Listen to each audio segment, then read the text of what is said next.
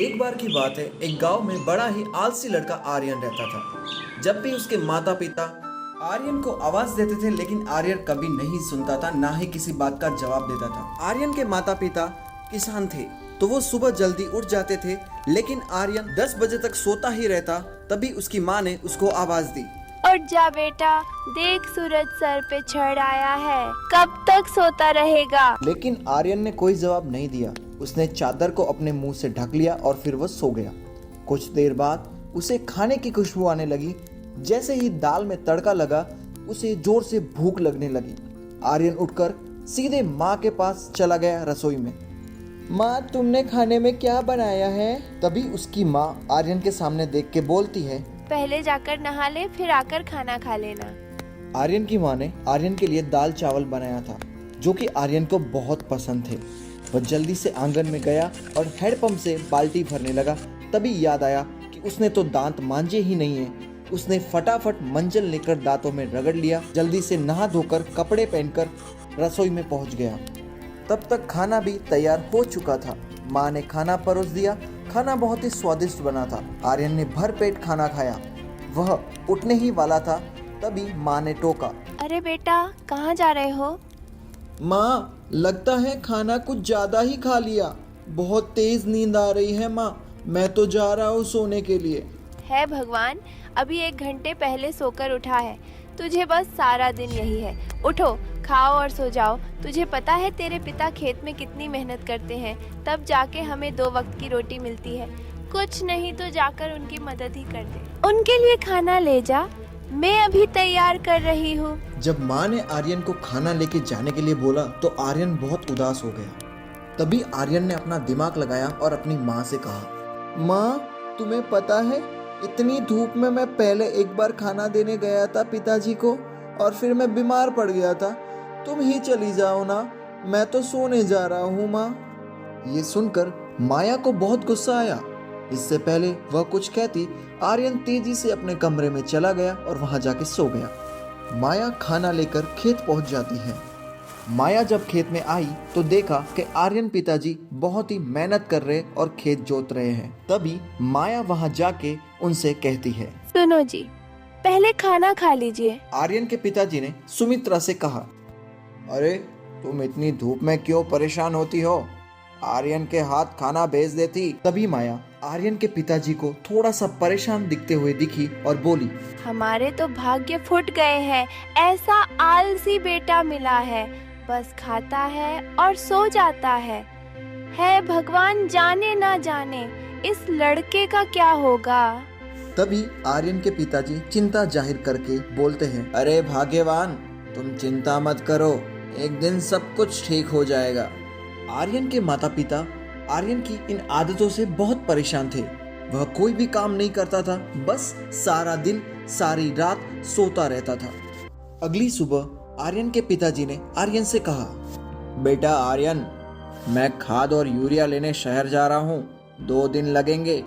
फसल तैयार हो रही है, तुम सुबह खेत पर चले जाना और सारा दिन वहीं रहना।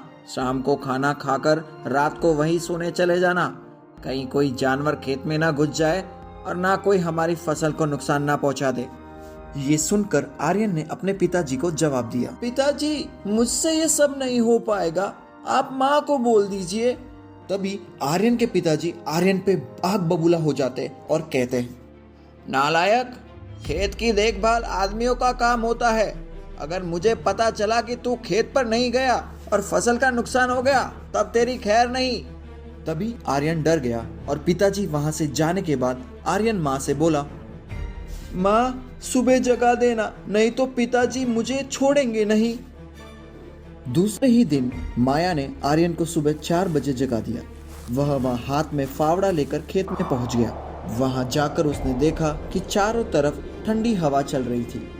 वह एक पेड़ के नीचे बैठ गया। तभी उसे हल्की हल्की रोशनी नजर आई। उसने देखा कि पूरा खेत जगमगा रहा था। आर्यन ने यह सब पहली बार देखा था। वह आश्चर्य से सब देखता रहता है और कुछ ही देर में सूरज उगने लगा। यह देखकर आर्यन को बहुत ही आश्चर्य हुआ। कुछ देर बाद सभी गांव वाले खेत में काम करने आ गए। सब अपने अपने खेत पे काम कर रहे थे। आर्यन पेड़ के नीचे बैठा था, तभी उसके पास एक खेत से बबलू काका आए। अरे बेटा आर्यन, मेरे खेत में पानी लग गया है, अब तू अपने खेत में पानी काट ले बेटा। अरे काका, मुझे तो कुछ पता ही नहीं है, ये सब पिताजी ने कभी नहीं बताया मुझे। बेटा, अगर तू कभी पिता के साथ आया होता तो तुझे पता होता। कोई बात नहीं, मैं अपने बेटे को बुला के लाता हूँ और तेरे खेत में पानी छुड़वा देता हूँ। जब मेरा बेटा पानी छोड़ देगा तो बेटा मुझे बताने के लिए आ जाना, वहां से पानी बंद कर दूंगा, नहीं तो पूरी फसल बर्बाद हो जाएगी। तभी आर्यन बैठकर देखता रहा, लेकिन सुबह जल्दी उठने के कारण आर्यन को नींद आ गई। खेत में पानी बहुत ज्यादा भर गया था। तभी बबलू काका दौड़ते हुए आए। अरे नालायक, यहाँ सोने आया था या अपने पिता की सारी मेहनत बर्बाद कर दी, सारी फसल नष्ट हो गई। तभी आर्यन हड़बड़ाते हुए उठा और उसने देखा कि उसका खेत पूरा पानी से लबालब भरा हुआ था। लगभग आधी फसल खराब हो चुकी थी। काका, अब कुछ हो नहीं सकता क्या? अब मैं क्या करूंगा? मेरे पिताजी तो मुझे मार ही डालेंगे। अरे बेटा, तैयार फसल का ध्यान बच्चे की तरह रखना पड़ता है। समय पर पानी देना, खाद देना, जानवरों से बचाना, इसलिए हम दिन रात खेत में रहकर मेहनत करते हैं। लेकिन तू है कि कब से सो रहा था। इतना सुनने के बाद जब शाम हो गई, तब आर्यन की माँ आर्यन के लिए खाना लेके आई। तब देखा कि सारी फसल नष्ट हो गई है और वो आर्यन को बहुत ज्यादा सुनाने लग गई। इतना सब सुन आर्यन बहुत परेशान हो गया था। शाम को जब आर्यन घर पे नहीं गया तो उसने खाना भी नहीं खाया। अगले दिन जब आर्यन के पिताजी घर वापस आए तो उन्होंने आर्यन के बारे में पूछा। अरे माया, आर्यन कहाँ है? उसे बुलाओ। तभी माया ने सारी बात बता दी। राजेश सब छोड़कर दौड़ते हुए खेत पहुंच गए। उन्होंने देखा कि आर्यन पेड़ के नीचे बैठा रो रहा था। आधी फसल खराब हो चुकी थी। पिताजी, मुझे माफ कर दीजिए, मेरे आलस्य में इतना बड़ा नुकसान कर दिया।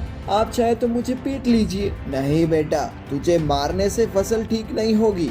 वादा कर, आज के बाद कभी आलस्य नहीं करेगा। चल अब घर चल, वहीं बात करेंगे। तभी आर्यन के पिताजी आर्यन को लेके घर चले आते हैं। तभी माया कहती है, जी अब क्या होगा? आधी फसल तो बर्बाद हो गई है। माया, कोई घाटे का सौदा नहीं है।